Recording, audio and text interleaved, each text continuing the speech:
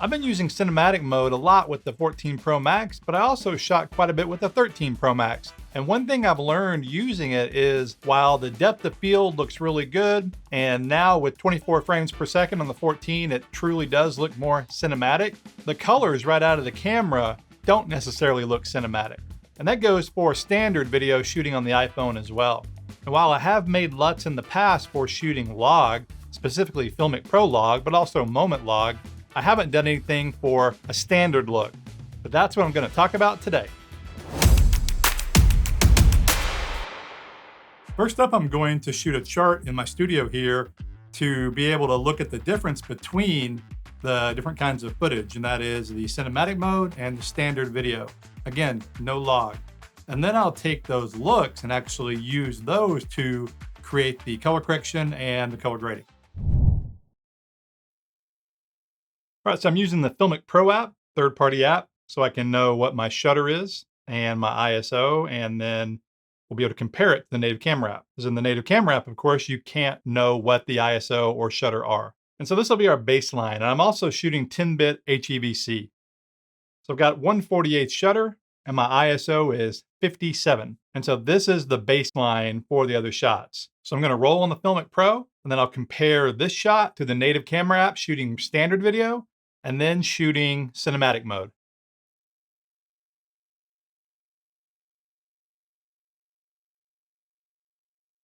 And cut. All right, now I'm in the native camera app, and of course you have no control over the shutter or the ISO, it's automatic. But we know from Filmic Pro roughly what our settings are.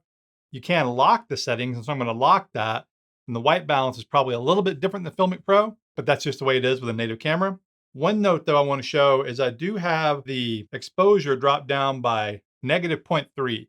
I find that the native camera app does overexpose slightly. One other thing that's interesting is in the native camera app, this shot is ever so slightly tighter than it was in Filmic Pro. The reason for that is the stabilization, at least that's my assumption. I had standard stabilization on in Filmic Pro, and in the native camera app, it has cinematic, in quotes, stabilization turned on. And so it pushes in on the image. Just as a side note, here it is with action stabilization on, and you can see how it pushes in even closer. Of course, this is 2.8K versus 4K, but you can see how the software is pushing in.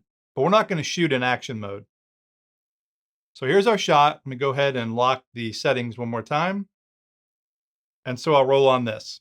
And this is 8-bit HEVC. I'm not shooting in HDR right now.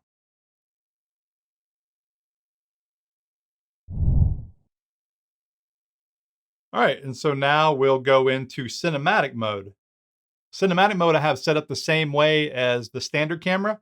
I've got it to -0.3. I'm using an f8 aperture because I think that the larger apertures like f2.8, f4, the depth of field is just too shallow. f8 or sometimes 5.6, depending on the shot, looks better to my eye, but that's neither here nor there because we're really looking at the color right now.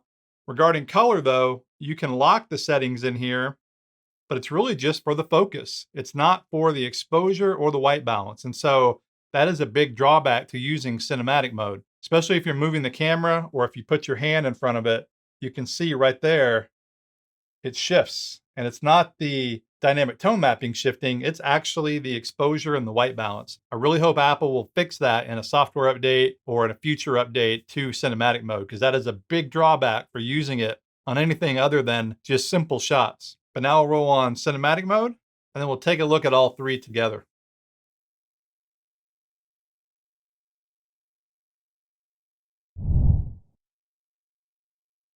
So I'm showing Filmic Pro here really just as a baseline for the proper exposure and white balance. This was a preset white balance.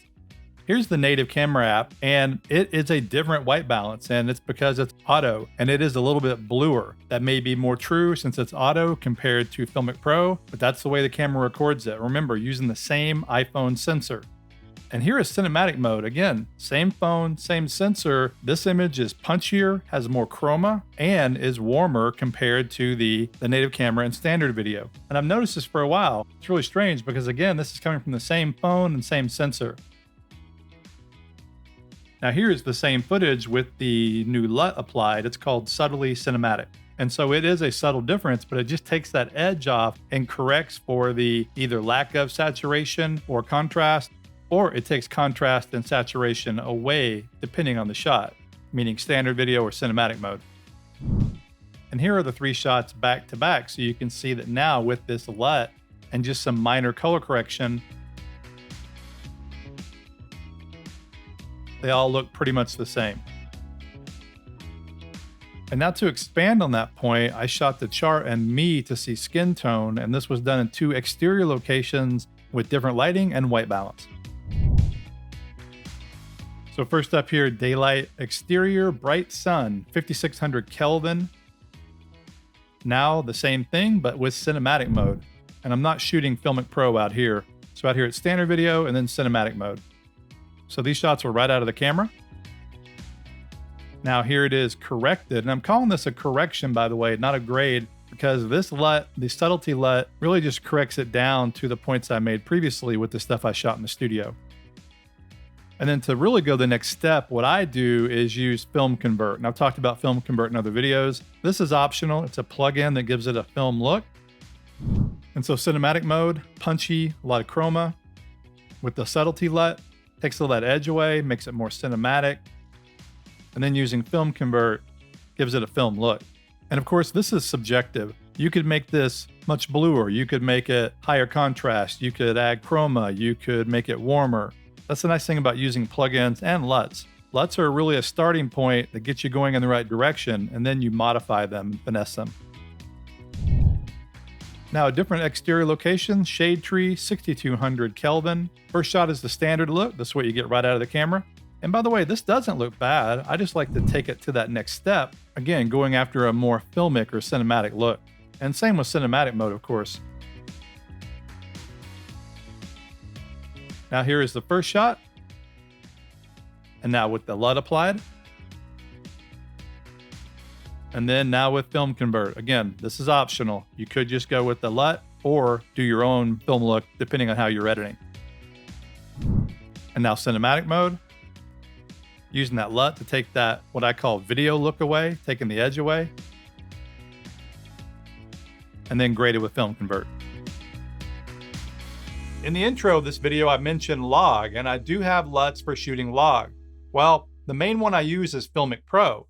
A lot of people are going to stop using Filmic Pro because it's going subscription, but I've got a pretty decent hack for shooting log, even in cinematic mode, and that's using HDR.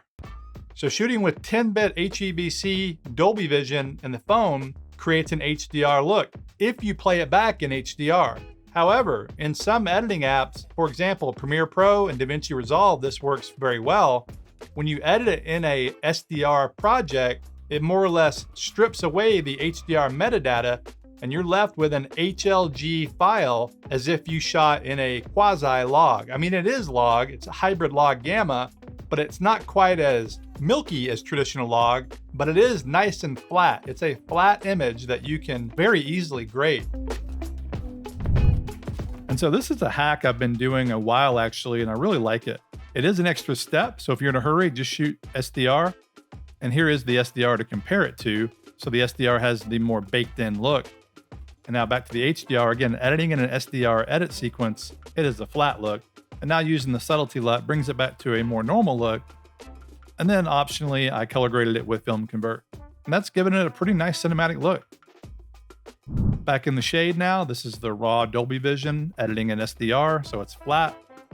There it is compared to the SDR, and that is directly out of the camera. Now back to the HDR with the subtly LUT applied. And now with FilmConvert. So remember, these LUTs are designed to work on standard footage. That means not log and not flat. Although again, with the log hack using HDR, you can go that way. The Subtly Cinematic LUT Pack has more than just the couple LUTs I showed here. There are other options depending on what you're trying to do. And by the way, this includes ProRes. So ProRes has a very similar color profile to the standard video. And so these LUTs will be great to use regardless of what kind of footage you shot with your iPhone. Again, more subtly cinematic, not overly stylized, but for me, that's a look I really like. And using these LUTs in combination with FilmConvert or whatever other plugin you like, you can really get some pretty nice looks. So if you're interested in these new LUTs, definitely check them out. They're on my website. The link is in the description. 1, 2, 3.